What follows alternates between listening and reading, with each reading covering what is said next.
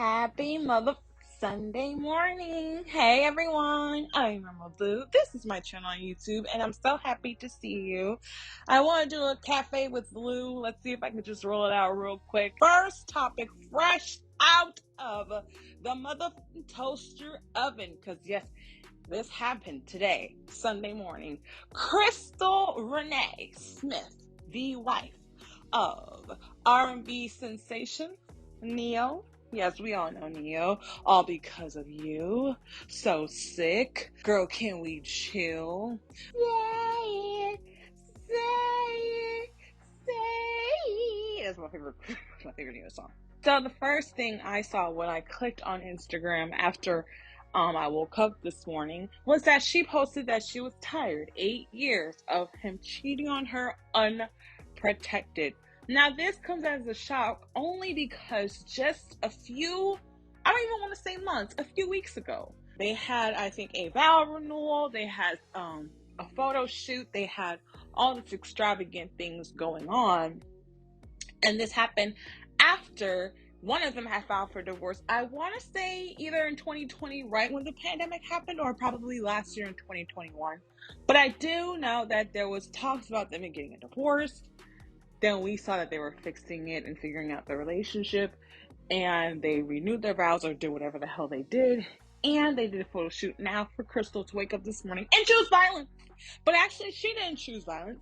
Neo chose violence because Neo liked her post of her saying, "I am sick and tired of this man," okay? And he said, "Oh, that's how you feel? Let me like it." Now, that would start to fire in me. But then again, I'm kind of toxic and I got my own issues anyways. But yeah, so Crystal, my boo, I'm going to tell y'all one thing to me. Neo is not the type of man I would ever. Something about Neo just ain't right. Okay? He made good songs. Y'all, what y'all think? I did go through her Instagram. She doesn't have any pictures of Neo. Y'all, what y'all think about this? This is crazy, okay? Let me move on to the second subject that I want to talk about. Second story. Let's talk about Lamore Whitfield, Bishop Lamore Whitfield. I've been keeping track of the story throughout the week, every single day. And here is my conclusion. It's suspect. It doesn't make any sense. At first he said it was 4 gunmen. Now it's 3 gunmen. What happened to the other one? Another thing, when you're watching his interviews, he's talking about what he did. I did a food drive. I gave away turkeys. I did this. I did that. My church is the first church in New York City to be robbed.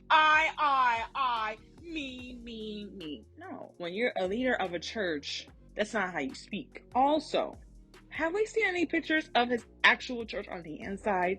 Have we seen the members? Because as a woman who went to church, I know there's choir rehearsals on Sundays. There's a women's ministry. There's men's ministry, right? And I think in the Haitian community is every Friday night we have what we call Cri de Minuit, okay? I don't know what you call that in English. Anyways, my point is, if you have a church, most of the time I expect pastors to say, God has inspired me to do this. God has spoken to me to do this. God has put in me the power to be able to do this. Because when you're a pastor, you're supposed to be called by God. You're supposed to be somehow in this direct communication with God. So it's never I.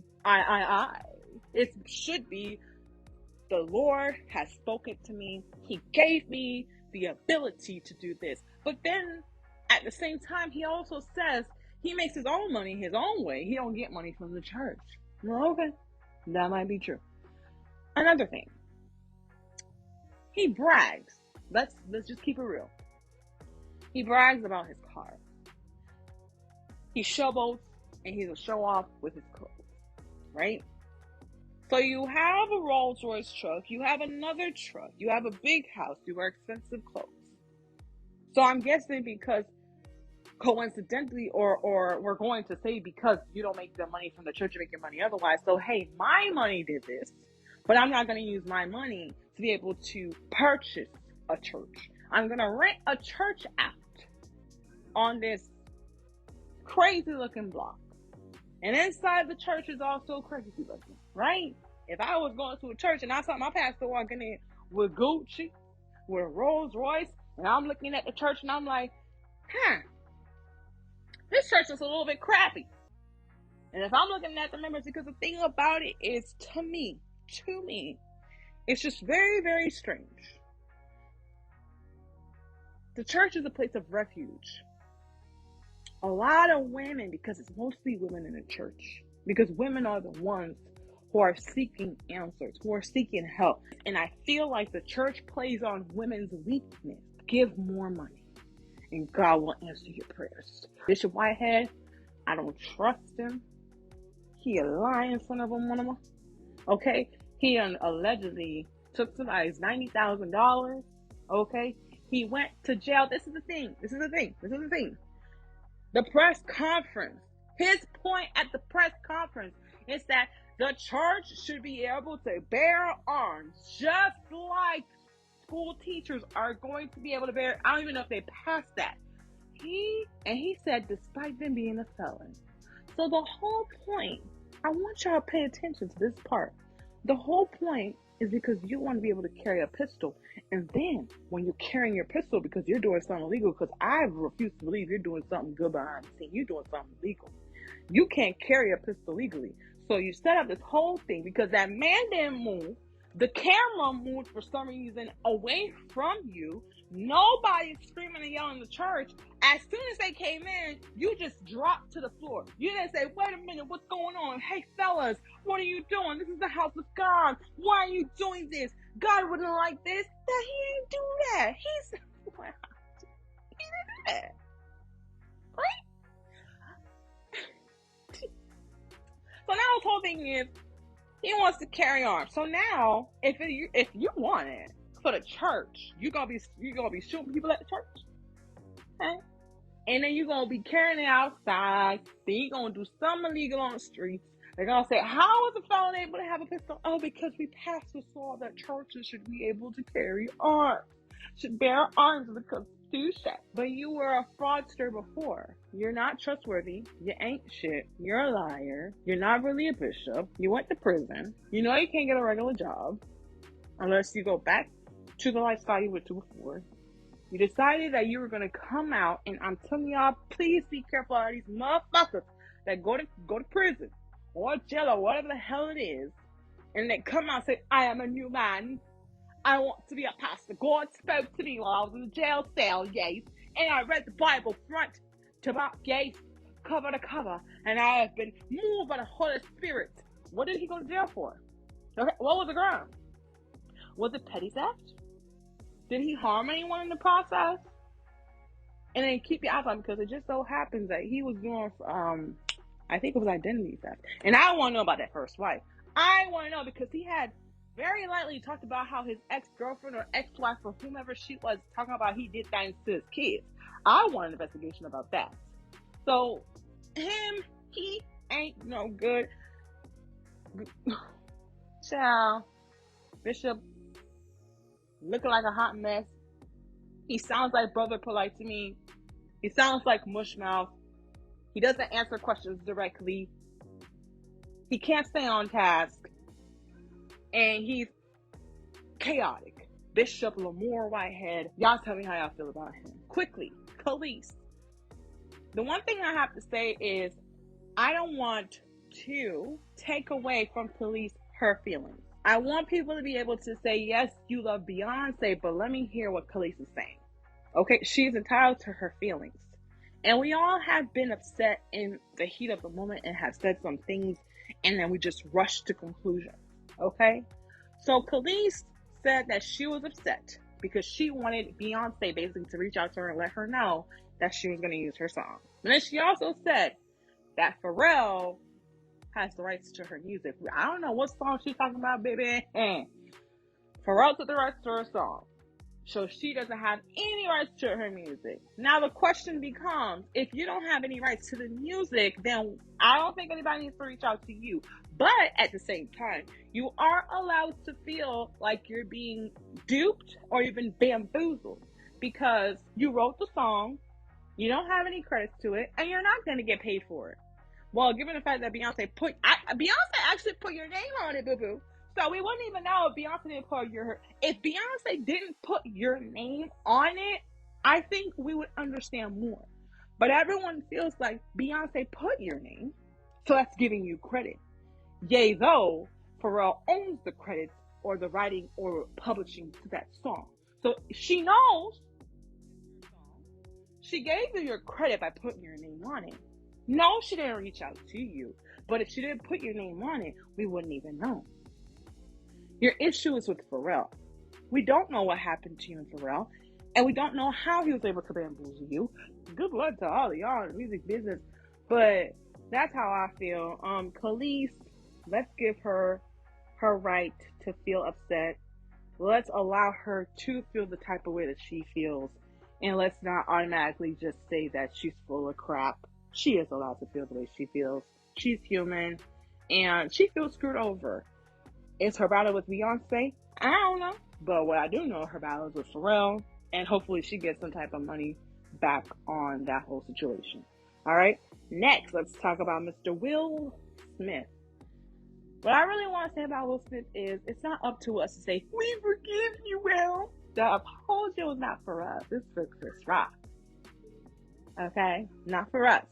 So please, everybody, stop saying, oh, I don't accept his apology because it's too late. Okay, I don't accept it. Or, yes, I accept it. He understands he was wrong. Hey, that's not for us. That's for him to apologize to Chris and for him to show the Academy and all the motherfuckers who matter. Hey, look, I'm conscious of what I did, yeah? I'm wrong. I tried to talk to Chris, but he don't want to talk to me. I mean, hello, you slapped me in front of all these people on stage, motherfucker. I ain't going to just pick up the phone when you call me. What the fuck you think this is? Okay? And this whole thing about when he was like, something about Jada, when like, you know, looking over at him with that side. I don't know. Listen, the whole situation between Will Smith and Chris Rock don't make no sense. I don't know why the fuck Will Smith did what he did. I don't know what kind of drugs he was on. I don't know what he was going through. I don't know the history behind Jada and Chris Rock. Them people, that's their business. Because I'm pretty sure they had some type of friendship or some type of understanding. I'm not going to get riled up in my feelings because I don't know that. They know each other. And I'm pretty sure, I think that Chris Rock and Jada had a friendship in the past. I can understand somebody made a joke about your wife's hair. You saw your wife was uncomfortable. He could have made a sign like, like, cut, don't do that. He did what he did. We can't go back in time. I think he's been from, what was that? The Oscars for like 10 years or something like that. I heard that he has a movie coming out. So that could be a reason why also he did this apology. Who knows? But Will Smith publicly apologized to Chris Rock. It's up to Chris Rock whether he wants to accept it. The apology was not for any of y'all. And whether or not y'all forgive him or not, doesn't ever matter. Okay? I just want y'all to know that. He's buying the lottery tickets that had everybody upset. And in a tizzy, listen, let them put their money into the lottery because it's going to make more money. More money. Because when you go on the Florida lottery website, the money from the lottery, the money they make, they use it for bright future scholarships, if I'm correct. So, when you spend your money buying tickets, it goes somewhere to help somebody. So if they want to be dumb and buy all these tickets, let them do that. Because that means there's more money going to the lottery that can help somebody somewhere, even though, well, I don't know how exactly besides, because I live in Florida, it said it goes to Bright Future Scholarships, which I know is a real scholarship. If you're meant to win, you will win regardless of if a celebrity buys a ticket. Just because a celebrity like DJ Khaled or QPC or that trash mama from Love and Hip Hop buys all them tickets, you shouldn't care. Reason being, the lotto goes off of numbers. So it's whether you got the winning numbers or you don't. So whether or not 50,000 people buy a ticket or just 5 people buy the ticket, somebody has to get all the numbers. Just because they go out and buy 15,000 tickets doesn't mean anything if they don't have the winning numbers. So allow them to put their money in there because it's going to do something. And that's their dumbass business because y'all already a millionaire. What y'all need $1 billion for? Me, myself, and I just want to win $5 million. Give me $5 million. I don't need $1 billion. Give me $5 million. That's all I want. Story about Chris Brown charging $1,000, where I don't know if it's a part of the ticket or if it's just separate from the ticket for the pictures. I would do it. I don't care. I am a Chris Brown fan. I do listen to his music. Yes, I know he has colorist tendencies. Yes, I know I'm probably not his type. That's not what I'm looking for. An experience to go to his show, to his concert, enjoy his talent being broadcasted on stage, being able to go backstage for a meet and greet. Hey, how are you? Oh my God, my name is Lou. Hi. Okay, take this picture, be able to give him a hug and say, thank you for being an artist or whatever the hell. I don't know what the hell I would say, would not say. I don't know. Have a picture and then just have, that as a memoriam. Would I pay $1,000? I probably would after I win the lotto, of course. Not right now when I'm just regular folk. I'm not pulling out $1,000 to go see Chris Brown or whatever. Shoot, I could probably just pop up at a random Miami Beach nightclub and see him there. But then again, I don't even know if that will work. I'm just saying. But if I had the money and the funds, and if I was living a lifestyle where I was able to just pull out $1,000 just willy-nilly, and there was no other way for me to meet Chris Brown, would I pay $1,000? I probably would. That's just me, because I listen to his music, and I've been listening to him ever since he first came out, and I downloaded most of his music. So I think I would do it. Everybody's entitled to how they feel, of course. Some people feel like that's stupid. Some people said I would do it. I, Emerald Louu, would do it. And let's end on Renaissance. Beyonce released a Renaissance. It came out. Have you listened to it? Do you like it? What's your favorite song on it? I haven't listened to it yet. I said I was going to on Friday, but I didn't have a chance to. I haven't really been in my car, and I feel like the only time I would actually listen to Renaissance is if I was actually driving in my car. So have you listened to it? What's your favorite song? I've heard other people talk about it. Not really a deep dive anyone has. I remember back in the day, people used to do album reviews, track by track. I guess people don't do that anymore. Maybe I'll do it. Just for the heck of it, okay? So that's it for this edition of Cafe with Lou. Thank you so much for stopping by. Thank you for your views. I expect to see y'all commenting in the comment section. Please don't forget to like, comment, and subscribe to my channel and come back for more. I'm Emerald Louu and I'm out. Peace.